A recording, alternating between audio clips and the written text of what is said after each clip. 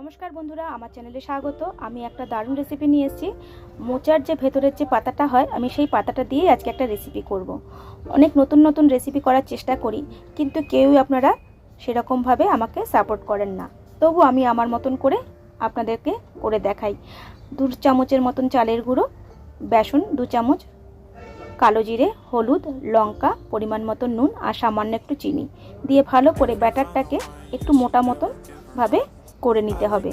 আর এই পাতাগুলোকে ভালো মতন দিয়ে মিশিয়ে নিয়ে গরম তেলের মধ্যে একদম ভেজে নিতে হবে। আর এত সুন্দর হয় খেতে যে কী বলবো আপনাদের। আর মুড়ির সাথে তো দারুণ লাগে, ডালের সাথেও খুব ভালো লাগে। সামান্য একটু রসুন ঘষে দিয়েছিলাম, তাতে আরও টেস্টটা সুন্দর হয়ে গেছিলো। যারা যারা দেখছেন, ফলো করছেন, অসংখ্য ধন্যবাদ। যারা যারা এখনও করেননি, চটপট করে ফেলুন। আর ভালো লাগলে অবশ্যই শেয়ার করুন, লাইক করুন, কমেন্ট করুন কেমন লাগছে এই রেসিপিগুলো। না ভালো লাগলে তাও